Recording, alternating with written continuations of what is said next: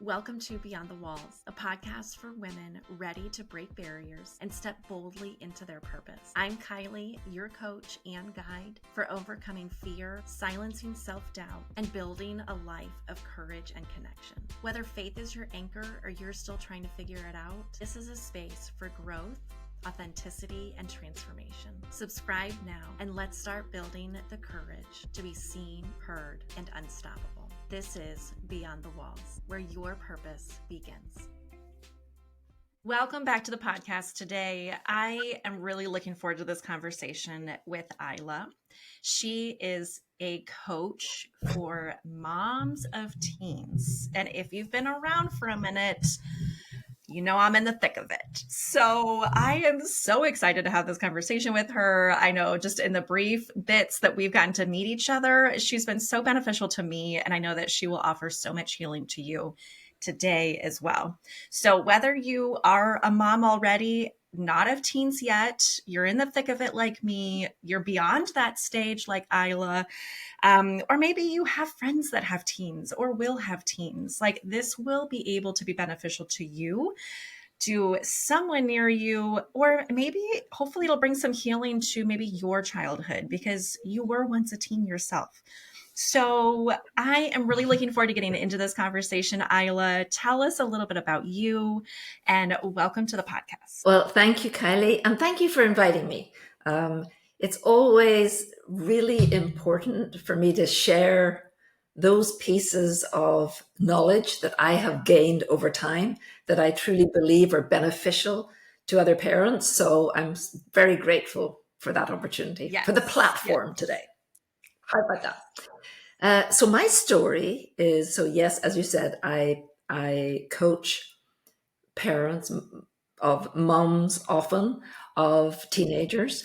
And the reason that population, the Kylies and all of them out there, became so important to me was I have two boys, and in my journey through with my children, I started actually coaching when my oldest was in third grade, because I was working inside the school system and I was training teachers and writing curriculum in project-based learning, which was all around how do we actually work with the strengths of these children and help them see their own genius, see their strengths, see their abilities in a classroom system that really is built for one size fits all. And the reality is it fits no one. So that was my first venture into understanding more about the psychology of even childhood development, all of our development, really. But when the teenage years showed up, I was completely unprepared. I had no idea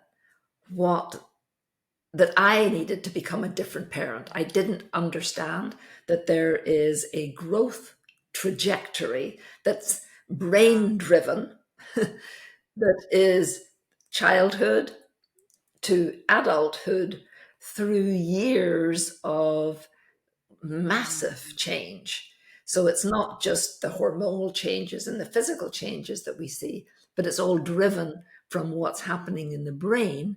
And I didn't know that. I really struggled, especially with my younger son.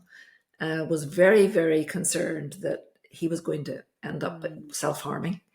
And in those years where I couldn't sleep at night and was so scared, I didn't have any solutions. I didn't have anybody to talk to. I felt very alone, very isolated.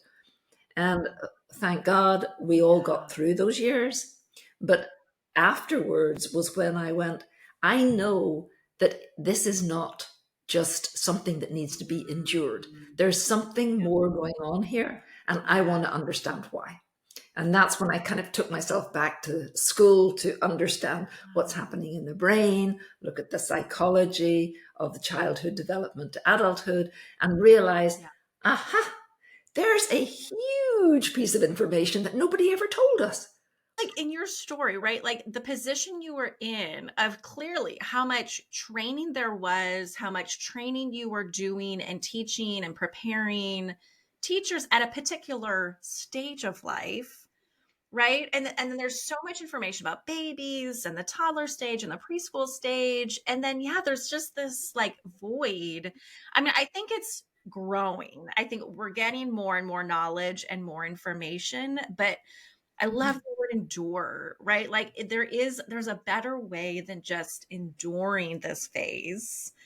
And it's hard when you're in the thick of it, when you're in the middle of it. And I'm like, because I'm thinking, I do have a lot of wise advisors around me. And it's one thing to be told, it's another thing to do it. And then I'm also trying to take care of myself and grow. So even when you have the support, it's still an overwhelming stage of life, right? And I love what you have to share, which I know you're going to get into, is even just helping us as moms. How do we have more understanding, more compassion in a different way for our kids? Like it's not a personal attack.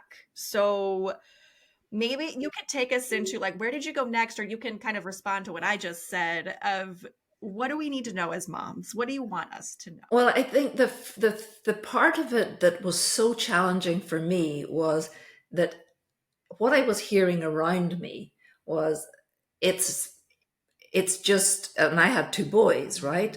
So it's just risky behavior. Boys will be boys.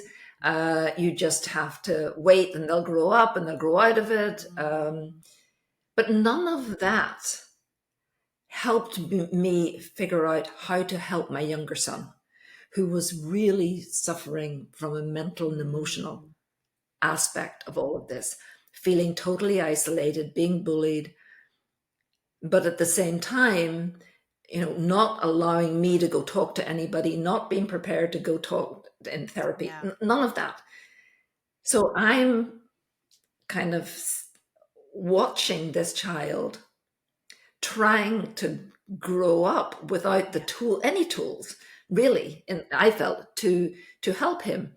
And so what I think is most important is that you don't, as a mom today, you don't allow society to give you any of these myths, that you basically understand that you are raising a child to an adult through a period of time that is completely different, and their needs are different, and you need to be a different parent. You have to become a different parent. And what does that even look like for you to go from, you had to figure everything out from like 0 to 7. And it was really hard. And then you got to 7. It's like, for maybe the next 2 years, you thought, good, I've got it. I've got it. This is brilliant. I know what I'm doing. I'm there. I am a parent. And then suddenly 11, 12 shows up and you realize you know nothing again. And how could that possibly be? Because it can't be that I screwed up. There's something else going on. And it's not, I can't look at my child and say, there's the problem, or I shouldn't look at my child and say, there's the problem. There's something else. And I think that if parents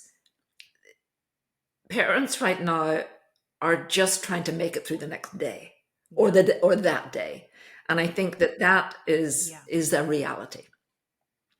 And what I want to bring to your audience is, yes, in this particular moment in time, you have an issue that you're dealing with that clouds everything about your relationship with your child, because it's kind of disrespect, or it's you're being triggered by their bad behavior, or they're failing at school. There's something that is really top of mind and excruciatingly painful today. So it makes it hard to imagine that things could actually get better on the other side of that. What I heard in that I think was really helpful for me to hear, at least, is like, we know that transition very clearly when they are little, right? I'm tempted to feel once they're teenagers, that new era also comes with this, like, it feels like a personal attack. Now it is something that's my problem. And the child is verbalizing very clearly that it's me, or they don't want me, or they have opinions, right? Where before, in those earlier stages, it was just kind of, it was easy to not take it personally. It was easy to just like, oh, this is just something that you're doing. We have to work through this. And now something very personal is happening in the teen years as the mom, but for the kid too, but we're triggering each other unnecessarily, right? Like, it's not really about us, but it is about us. So maybe go into that for us a little bit of like, yeah, how can we as moms, how do we separate out and stop? We'll take it personally, but take it personally in a healthy way is what I hear you really saying, is that like, we really do need to learn how to do it differently and change. Yeah. Like, how do we help ourselves while we help our kids? It's the piece of education that I don't think it's not out there. We do now know that what's going on in the teenage years is a change in the brain. I mean, that is now common knowledge because we have the science to prove that.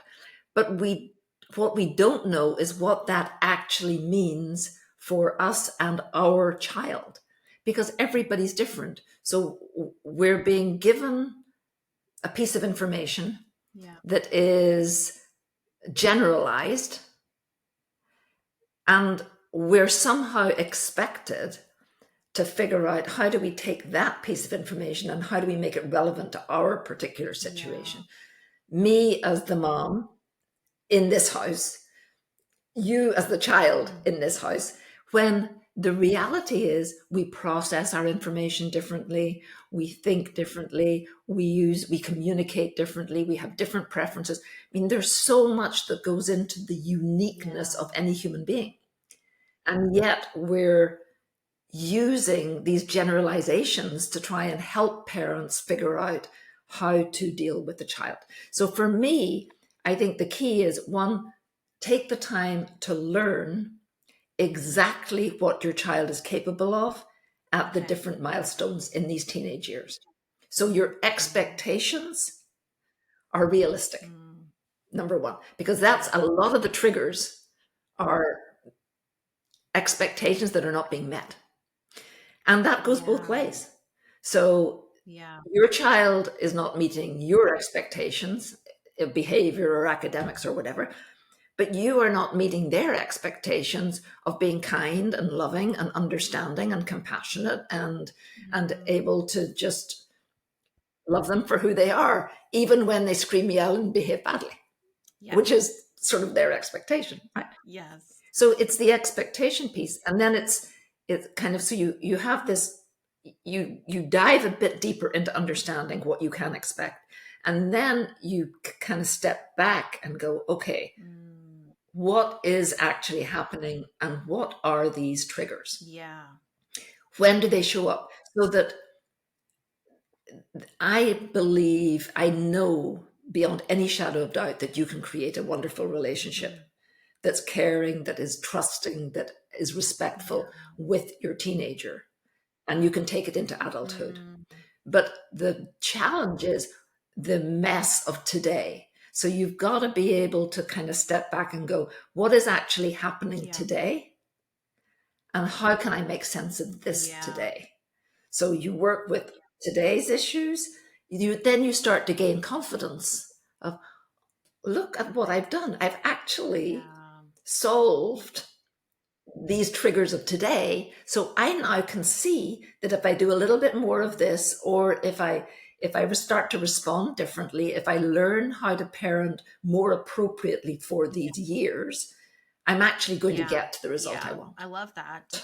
Okay, can you give us some more examples of, like, what do you mean expectations? What do you mean, like, what would give us some context in those to understand that more? Okay, so an expectation would be that you've already put some kind of consequences in place that say that you're going to require a B grade in chemistry or something like that, right? And it's not happening. And so you get frustrated and you act on that frustration to say, we already talked about this. Now you're asking to go out on Saturday. I don't think that that's going to happen. I think you're going to have to do more studying, etc. Now, so the expectation is that your daughter is capable of the B. But what you don't know for sure is whether that's in fact true or not. The deep dive there is, what if we're talking, let's say we're talking chemistry, right? In fact, let me give you a very personal example of this one, right? And it was chemistry, as it happens. So my son, 17, junior in high school, and he had the opportunity of taking some AP exams early, right? Because there were, and chemistry was one of them. So he was doing chemistry. He was failing chemistry in his junior year. And I had to pay $75 for him to take the AP exam. And I'm like, why would I pay $75 to take the AP exam when right now you're failing? And the deal at the school was that if you pass the AP exam, you would get, they would give you a B or an A. They would take that failure to a serious grade that you could graduate with, right? So why was he failing in chemistry? Well, you asked the question and I wasn't getting anywhere. I mean, either I don't understand the material, or I don't like the teacher, or I don't like, in that class, I have to sit at the front of the room, and there's this kid that sits 3 desks away and just drums nonstop in the desk, and I can't concentrate. I mean, there's so many things, and this is important for parents you've got to look way beyond the surface of what you're seeing. So, and then you may not get that answer of that kid's making me crazy, but you can get there through these open-ended questions, right? You can get there. So with Kyle, he said to me, Mom, I think I can pass it, but I need some help. I don't like the teaching. I'm not learning anything. I agree with you. I think that I can do it, but I need a different strategy. So the different strategy was I need to mind map. So that was his strategy. I had a friend who's a teacher. She's in the UK. We were in California. I set up an hour and a half of a phone call with her, and she showed him how to mind map his chemistry textbook. So we were a week and a half before the AP exam. He mind mapped 75% of his chemistry textbook and passed the AP exam. Wow. And what I have pictures of, so the mind map is huge pieces of butcher paper. 75%, because that's all he had time for, of his textbook was literally on the ceiling, on the walls. And the whole strategy that goes with mind mapping is your brain is able to make sense of things. So you're not learning sequentially, you're literally mapping something, right? So he didn't need a year or 9 months to do chemistry. He needed a week and a half. Yeah. I love that. So and that's a real story, because now, if it hadn't happened in my house, I think I would have had a hard time believing it. But I have the photograph to prove it still,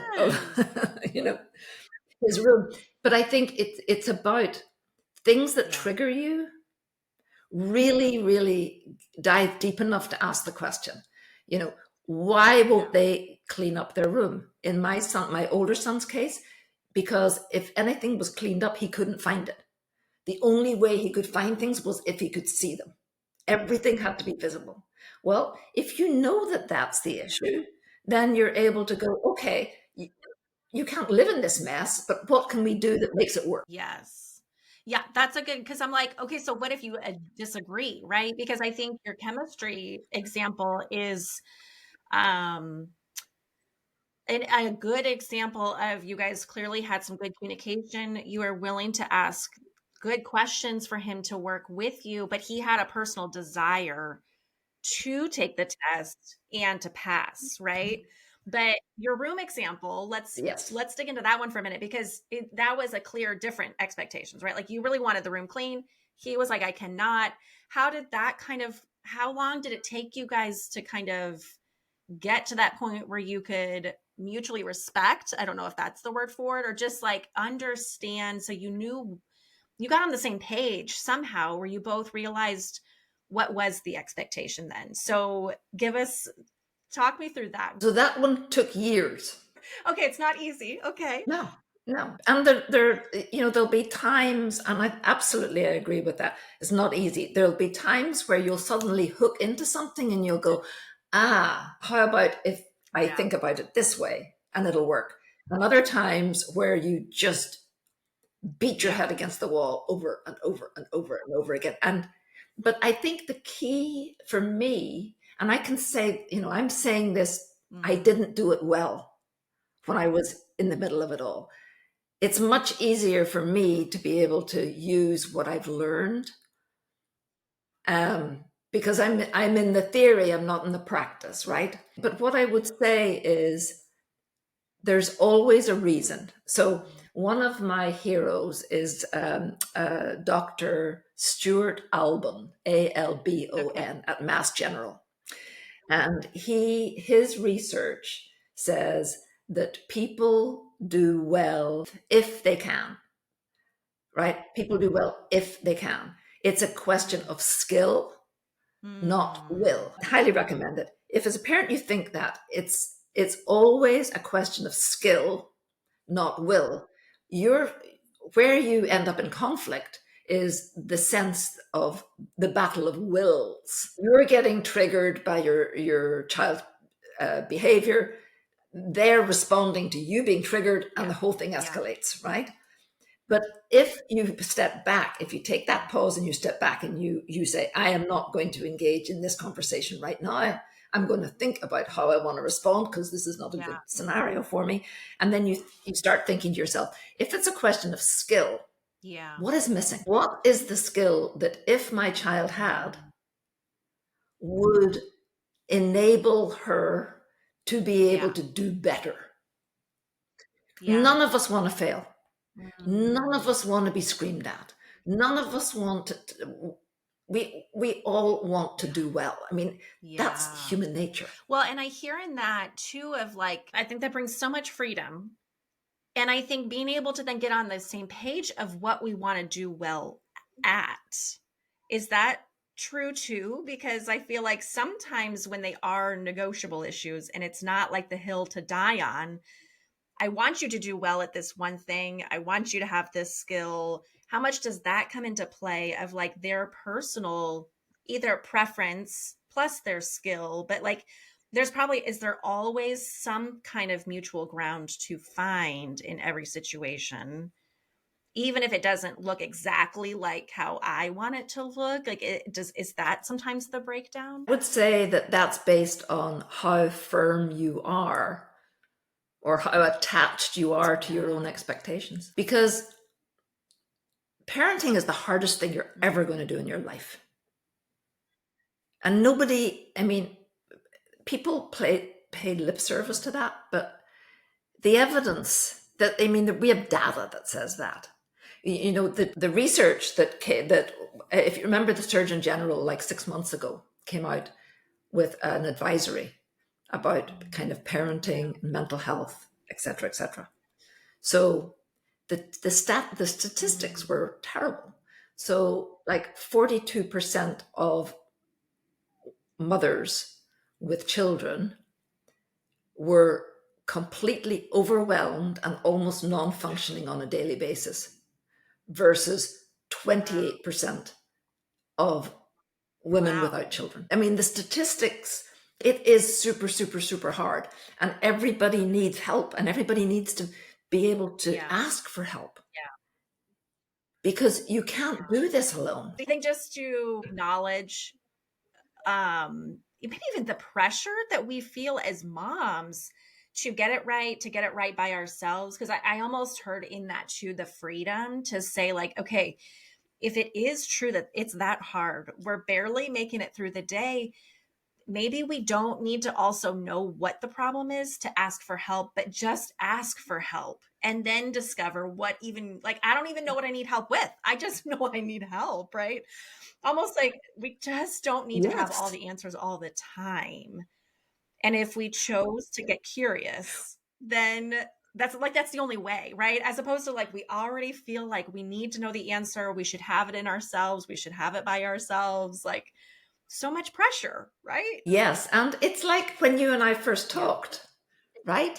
You didn't expect it to turn into the conversation that it did. Yes. But right there, you were dealing with an issue. Yeah. I have a level of expertise in what you're dealing with, and you could use me as a sounding Yes. board. So it's not that people like Yeah. me have all the answers.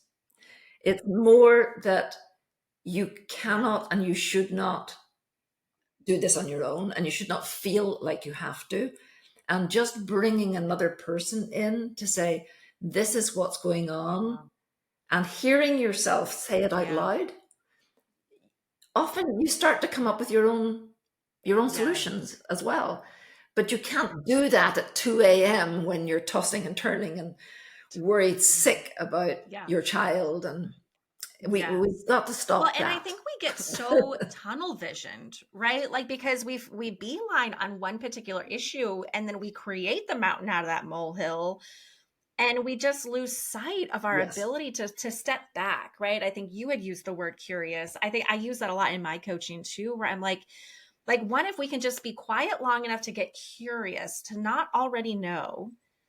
And then two, in that curiosity, if we can choose to like just figure out and put real words, like to so say it out loud, right? Like if we just say it to another human, half of the battle, right? Like I feel like half of the anxiety kind of reduces in itself because you've put words to it as opposed to it being the all or nothing, everything is overwhelming, nothing is working right.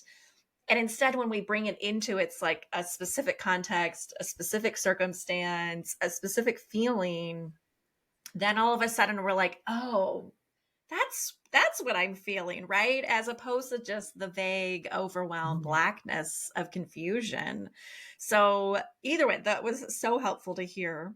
I think I want to go back to, because I did want to hear more like literalness about the bedroom situation that took you guys years to figure out. Can you talk us through, use that as the example of like, what was it? What did you feel like it was in the beginning? And then how did you get to the breakthrough to get to terms about what he was capable of doing and willing to do with the room? So it's always very beneficial to have a couple of children because you realize how different we all are.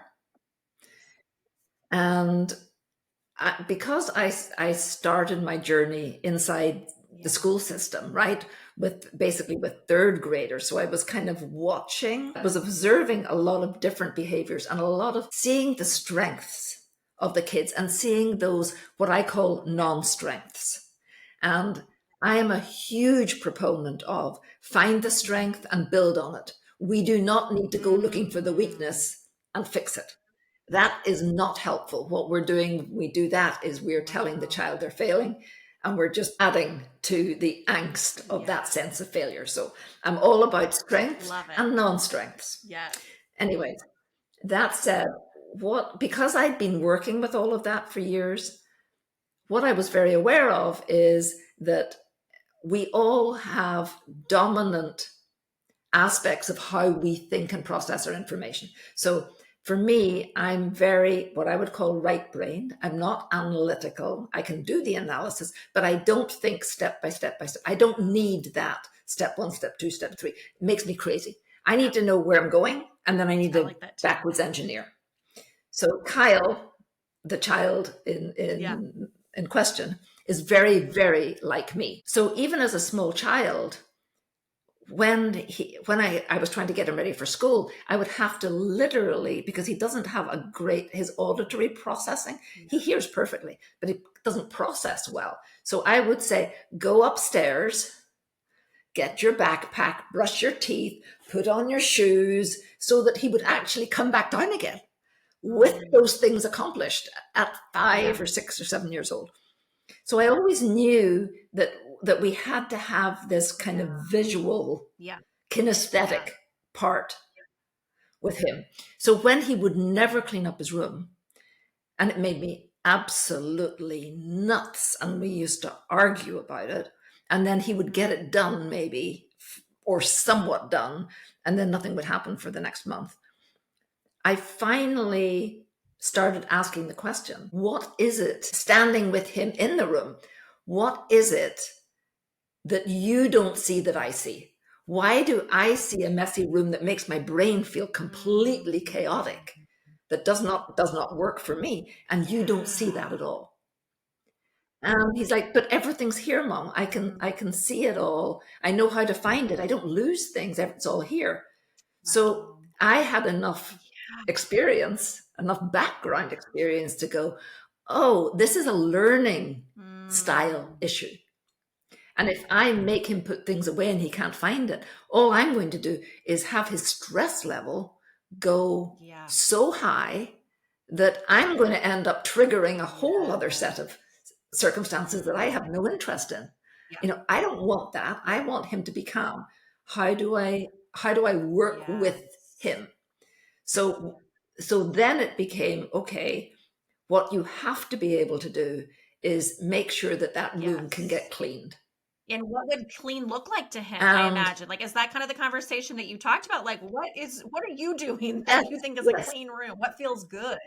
So clean has to be things off the floor, and clean has to be dirty laundry in a hamper, and clean laundry folded somewhere. If it has to be in full view, that's fine. You've got drawers, you've got clothes, you've got it all.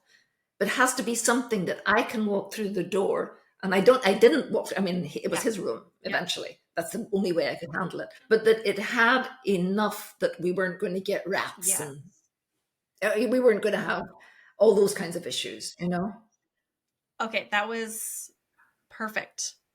I think what I heard in that was the ability to just for the visual aid, right? Because I think I'm very visual. And for those of you that are not watching this episode, but you're listening, when she gave that step-by-step, she was doing hand motions. Like she physically was doing things to like animate the action that was going with it. And so I think being able to be in that moment, like help me understand how you're trying to be successful. And I love that point too, where you're like, we do not, even for ourselves, like we don't have to work hard at finding our strength, our weaknesses, right? Like the failings and the ways that we're not showing up right, like those are so obvious. And so the effort to put into like, what is working well?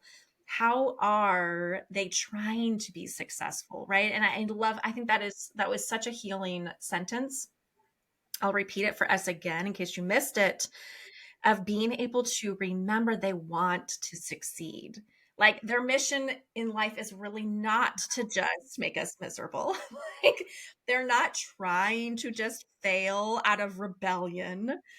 And so how are they trying to succeed? What is important to them?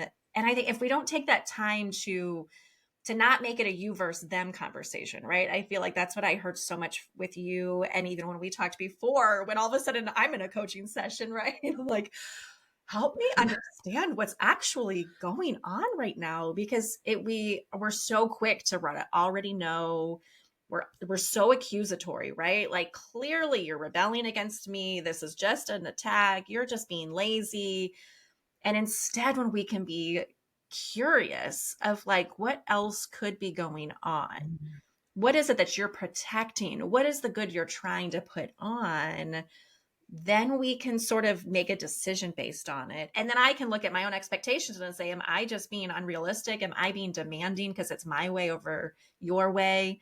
my way or the highway, right? Like, where can there be mutual respect and compromise? That's a whole world of opportunity. Because I think when we were talking too, as we're teens, right, we're trying to help them become independent adults. We're not trying to keep them in our home the rest of our lives. Like, what is it that we're worried about? What do we think is not going to happen? And what are they worried about? What are they protecting in that moment? So such great examples. Do you have any other examples or thoughts that you want to share? What do we need to know now? Well, what I do want to share is I want to go back to sort of where I started, of how incredibly important it is to understand developmentally what your child is capable of at each milestone, if you like, through those Yes. adolescent years. Because your perception of what they should be thinking or what they should see as obvious is only your perception.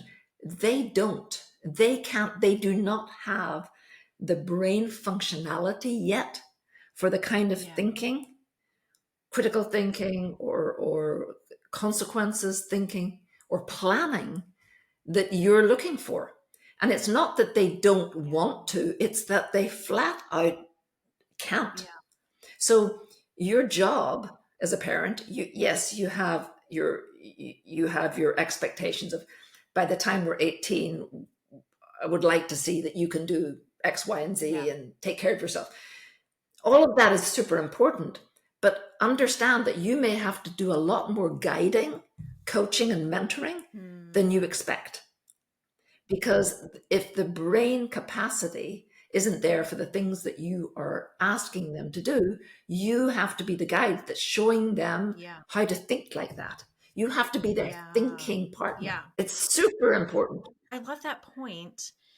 And I was thinking too, back to like with the chemistry example, right? When you're like, okay, what would be some questions that I would ask myself, or how do I help as a mom navigate that when either your kid doesn't have the words, or maybe you've been fighting so much that there's not a lot of mutual safety and trust and calmness to have an exploratory conversation. Like, talk us through maybe some practicals on how do we evaluate what are they actually capable of doing, what we're asking them to do, versus I think we're probably just too quick to make it a rebellion issue and they're just being lazy, right? Like, but how do we really know that for ourselves? What's a good evaluation for us?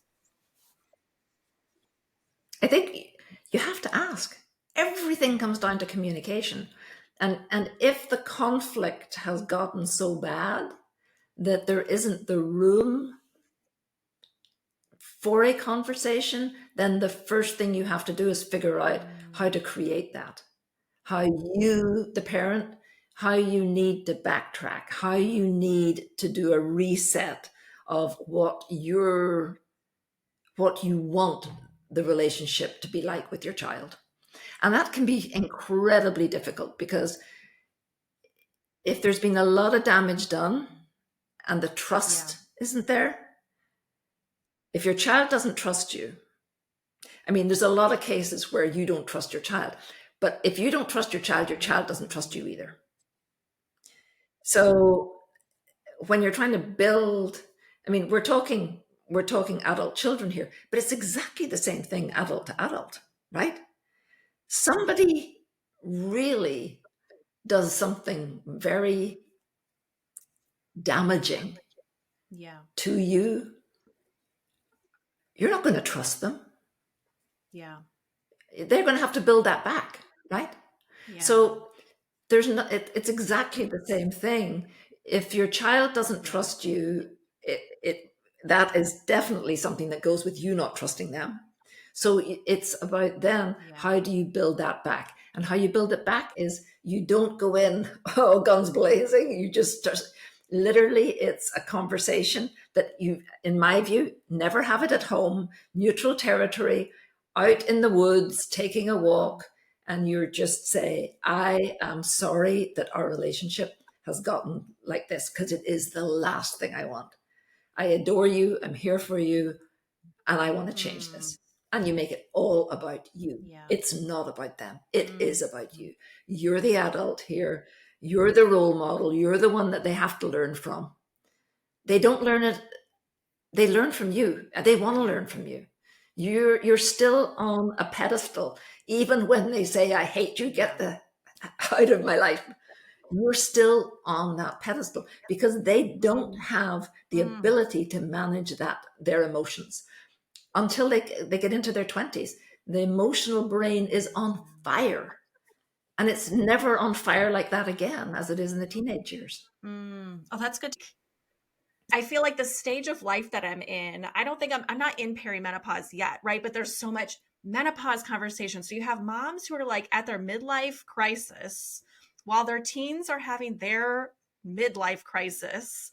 And it's like we're all just like going crazy. What's like maybe a baby step, which I feel like you did sort of share some steps. So you said, don't do it in the home, go outside, just start with telling them the positive, loving things of what you do want. I don't want to be, I'm working on me. I'm trying, I want to repair. I want a good relationship with you. I love you. You're valuable. Just maybe speak to us moms that feel like we're all trying to just figure it out for ourselves. And so then it feels very overwhelming when I'm still trying to learn. And then I now have to teach somebody else to do it. And I can barely do it for myself, let alone help you do it. So maybe what's some like calm us down in that. Give us some comfort for that. So I think one, give yourself grace. You're doing an amazing job. You're doing the best you can do. And it is the hardest job in the world, number one. So come from that perspective. And then this aspect of you being your child's teacher, I truly believe that is about action, not words. I think that all you have to do is be the example that you want your child to pick up on. So if you know that what your child needs now is to find more calm in their day because they go to school and it's hard for them at school. They're trying to navigate all these different classes, all the social emotional stuff, their peers. I mean, it's so hard. They come home, they're fried. They're completely and utterly fried. And we're not acknowledging that they're fried. We're somehow expecting them to come home. I mean, I did this. I know that it's wrong because I did it. But we're expecting them to come home and somehow give us our fix of our child. And they're like, I am so done. I think that if instead of using words on things, if instead of that, we just start acting as the moms we want to be, the human beings we want to be, and we are mindful about that, they will pick up on it all. We are their teachers. And if we're calm and we don't fly off the handle with things, if we take a pause and step back, it may not be immediate, it may take a while, but they will see that they are no longer the trigger. They're not learning from you how to respond. It's not always a knee-jerk reaction. So they then are learning, oh, there's a different way to do this. And they can pick up what they are able to pick up in the moment. Even I think probably too, giving them the freedom to choose it. Because I think there is so much pressure, I think, for all of us where they are trying to learn to think for themselves, right? And not just do it because, like, I feel like sometimes we trigger them because we're like, well, we asked you to do it and I was going to do it, but now that you told me I had to do it, right, I don't want to do it anymore, right? There's almost this, like, it allows them to freely choose to model it back, to freely choose to try it on for themselves in the quiet spaces, like build their own confidence, I would imagine. It reminds me of a expression that I got from homeschooling, and they talked about being the lead learner. And I really owned that in a big way in my life. Like, I'm just going to lead. I am going to keep learning. and lead by example, Mm-hmm. and hope that you pick up some good stuff along the way. But leading by the example, right? And what am I trying to be? Who am I trying to be? And I heard too what you just shared was like, just focus on being the kind of mom I want to be. Who am I trying to be? And trust by looking for the ways that they're showing up and really believing they want to do well. Like they do really care about failing or not doing a good job. Like they don't want to be failing by choice. So how do we come alongside them as opposed to their accuser, right? Absolutely. I mean, remember, it's skill, not will. Yeah. So if there's something that is not working the way you want it to be, then the responsibility of the parent is really to figure that out. But it doesn't mean interrogating them. Why did you not do that? Because why is the worst word in the English language. If you want to ask a question, ask a what question. What do you think about your friend Ali deciding not to take that theater class? I like that. A what question does not have a yes or no answer and is not accusatory, and there's no judgment that comes with a what question. A what question is a Love that. curious question. So use what certainly instead of why, and even instead of how when you can. Yes, I love that. Because I immediately hear in that is like there also doesn't have to be an answer. Like it leaves room to say, I don't know in a genuine way, right? And maybe like then to be curious about it because now you're like, I don't know. I hadn't thought about it. Now let me consider, as opposed to like, why? It feels so aggressive, right? Like there better be an answer. You better know what it is. And honestly, we're like, we don't know why so and so did or didn't do, right? Like it's almost like creating that judgment that's like we can just be curious and have compassion, right? Like I felt immediate compassion opens up, curiosity opens up, like a back and forth dialogue opens up as opposed to shutting the Mhm. conversation down. So, I like that. What, not why. Yeah. Okay, well, I'm trying to think if there's anything. I mean, I'm sure we could talk all day long about this. I feel like you've given us so many great nuggets. What would be either one, tell us where people can find you if they want to know more about you, and then maybe even just any last words of encouragement or hope that you want to give to the moms out there listening. Okay. Well, finding me, I think you have a link to a free guide that I want to offer everybody, and with that, you sort of will come into my world where I am always my goal is educate and give mom strategies, tips, ways of thinking about parenting in the teenage years. So I hope that everybody will take advantage of that guide. And then I also have Facebook and LinkedIn, Facebook, LinkedIn. I have Instagram, and I also have a YouTube page. So a lot of different ways to reach me, and obviously any of your moms that want to have a conversation, I'm always thrilled. I learn as much as you learn from any conversation I have. So I'm always open to conversations and to chat about this stuff and see how I can help. And what I would say is what we want as moms is we want a close, loving, caring, respectful, trusting relationship with our teenagers. We want to enjoy the time with them. We know that at a certain point they won't be in our homes anymore. We want to know that we've done everything to make sure that when they are on their own, they still want to have a relationship with us. So we're building those foundations today for tomorrow. But what I would also say is we know what we want. We've got the big goal. You get to the big goal one small step at a time.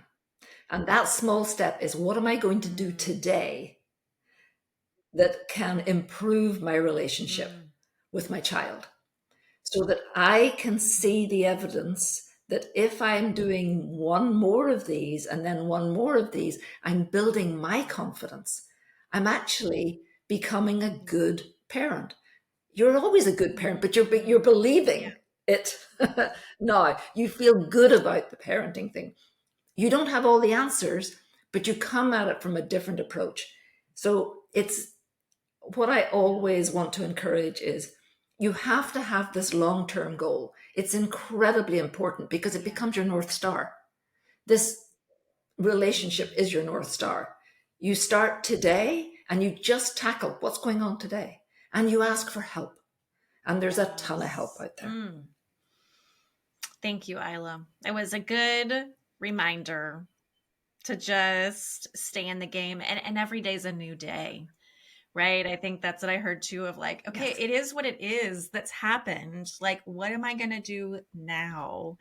There still is so much room and time and grace and compassion to see the strengths in ourselves, see the strengths in our kids, and to keep moving towards the place where we want to go, and stop having all this guilt and regret and shoulda, woulda, couldas. Like, it is what it is back there. Right. So what am I going to do now to just move forward? So exactly. I will put in the show notes all of your connections and your freebie, your guide for us. I definitely look forward to continue to keep getting the help I didn't know I needed, right? I think that's what I hear in that too, is like when we just make ourselves available to help for resources, we don't have to know what we need help with. We just need to like go to the help, right? Just go to the well. And you're going to get what you need to get. So, Isla, what a blessing. Thank you so much for this time. And just thank you. being on this journey together. Thanks for being the help for us as moms in the thick of it. I've been there. It's painful. I don't want anybody else to live there. Thanks so much, Isla. Yeah, thank you. Thanks for listening to Beyond the Walls. If this episode inspired you, don't keep it to yourself. Share it with a friend and leave a review. Your support helps more women step into their courage and purpose. Ready for more? Subscribe to the podcast and contact me. You can find me at beyondthewallspodcast.com. Reach out for coaching, more resources, and all the support you could need. Remember, breaking through the walls is just the beginning. Your best life is waiting.